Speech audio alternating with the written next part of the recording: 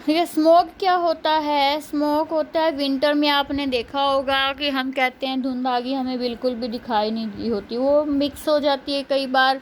आपने देखा सर्दियों से पहले भी धुआं सा जो था वो स्मोक था, और स्मोक में क्या है, हार्मफुल जो स्मोक होता है और जो फॉग होती है वो मिक्स होती है, ठीक है। स्मोक से डिफ़िकल्टी, ब्रीथिंग डिफ़िकल्टीज जैसे कि अस्थमा, कफ और वीजिंग, ये सब भी हो सकते हैं, क्योंकि स्मोक में एयर पोल्यूटेंट्स भी होते हैं। बहुत सारी इंडस्ट्रीज़ हैं जो इनके एयर पोल्यूशन के लिए रिस्पॉन्सिबल हैं, क्योंकि जैसे पेट्रोलियम रिफाइनरीज़ हैं, वहाँ क्या है, गैसेस पोल्यूटेंट्स निकलते हैं, जैसे कि सल्फ़र डाइऑक्साइड, नाइट्रोजन डाइऑक्साइड। और जो सल्फ़र डाइऑक्साइड है किससे प्रोड्यूस होती है? Combustion of fuels like coal in power plant. Power plant में जो फ्यूल्स बर्न होते हैं उनका जो कंबशन होता है वहाँ से सल्फर डाइऑक्साइड निकलती है, जो बहुत ही हानिकारक होती है। इससे रेस्पिरेटरी प्रॉब्लम्स होती हैं, परमानेंट लंग डैमेज हो सकते हैं, मतलब फेफड़े ख़त्म हो सकते हैं इससे, ठीक है। तो हमने दूसरे पोल्यूटेंट देखिए, फ्रिज में क्लोरोफ्लोरो, जो हमारे घर में रेफ्रिजरेटर्स होते हैं, फ्रिज होते हैं, उसमें यूज़ होती है क्लोरोफ्लोरो कार्बन्स, ठीक है। रेफ्रिजरेटर में, एयर कंडीशनर में, एरोसोल स्प्रेज में, ये सब में यूज़ होती है। तो क्लोरोफ्लोरो कार्बन है वो ओजोन लेयर को डैमेज करते हैं, और आपको पता है एटमॉस्फेयर में जो ओजोन लेयर है वो बहुत ही इंपॉर्टेंट है, वो सन की अल्ट्रा वायलेट रेज को अर्थ तक नहीं पहुंचने देती। अगर वो अल्ट्रा वायलेट रेज यहाँ तक आती है तो क्या होता है, हमें स्किन कैंसर हो सकता है, ठीक है। ओजोन होल बनता जा रहा है इनकी वजह से।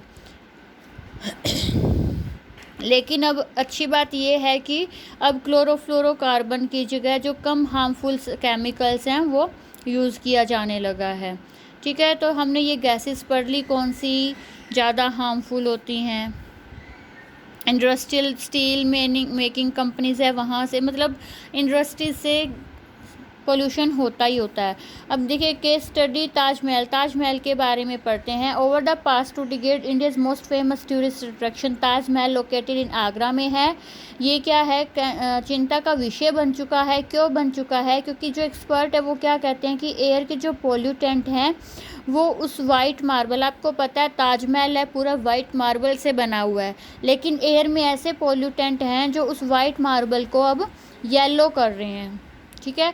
और सिर्फ वाइट मार्बल ही नहीं, सोचो अगर वाइट मार्बल पत्थर भी अगर पोल्यूशन से ख़राब हो रहा है तो लिविंग ऑर्गेनिज्म, जो वहाँ लिविंग थिंग्स हैं, जो लिविंग बींग्स हैं, उन पे क्या असर होता होगा, ठीक है। तो वहाँ के लिविंग ऑर्गेनिज्म को भी बहुत ज़्यादा अफेक्ट कर रहा है। The industries located in and around Agra. Agra के चारों तरफ कैसी इंडस्ट्रीज़ हैं, जैसे कि रबर प्रोसेसिंग की है, ऑटोमोबाइल की है, केमिकल्स की है, और मथुरा ऑयल रिफाइनरी है वहाँ पर स्पेशली।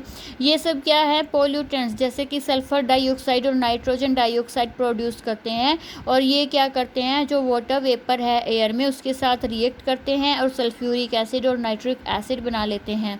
और ये एसिड ड्रॉप्स जो हैं वो रेन के साथ आती है, ठीक है। तो रेन क्या हो जाती है, एसिडिक हो जाती है। अगर एसिड रेन के साथ आ रहा है तो एसिडिक तो वो बनेगी, उसे एसिड रेन बोलते हैं। और ये एसिड रेन क्या करता है, जो वाइट मार्बल है ताजमहल का उसे ख़त्म कर रहा है, ठीक है, उसको इफ़ेक्ट कर रहा है, और उसको क्या बोलते हैं, मार्बल कैंसर। क्या बोलते हैं, मार्बल कैंसर, ठीक है। Suspended particulate matter such as soot particles Mathura और रिफाइनरी से निकलते हैं, ये क्या करते हैं, उसको येलो भी कर रहे हैं।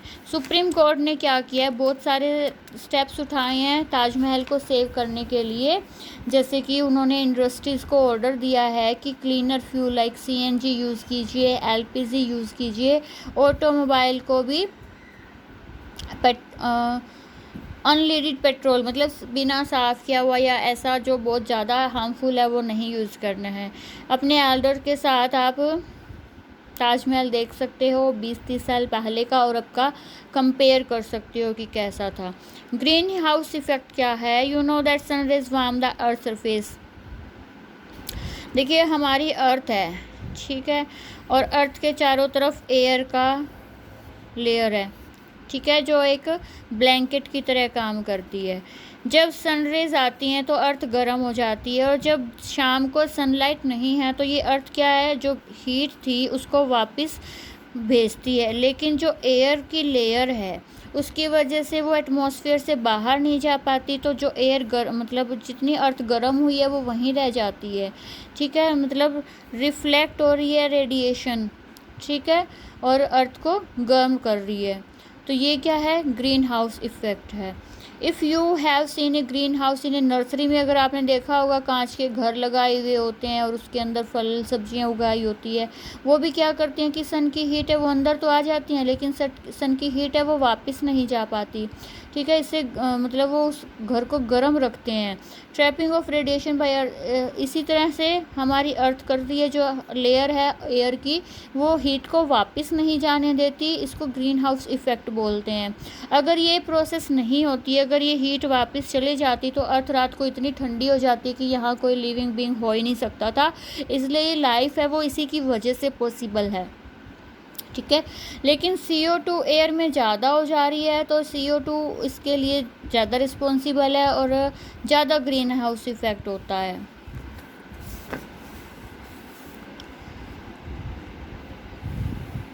तो CO2 जब ज़्यादा होता है तो वो भी एक पोल्यूटेंट की तरह काम करता है, ठीक है, आपको ग्रीन हाउस इफ़ेक्ट का पता चल गया। और CO2 की वजह से ही क्या हो रहा है, ग्लोबल वार्मिंग, मतलब पूरा जो वार्मिंग है वो ज़्यादा हो रही है, क्योंकि CO2 ज़्यादा हो रही है, CO2 ज़्यादा हो रही है तो ग्रीन हाउस इफ़ेक्ट भी ज़्यादा हो रहा है, इससे ग्लोबल वार्मिंग हो रहा है, ठीक है। ये ग्लोबल वार्मिंग है वो बहुत ही हार्मफुल है।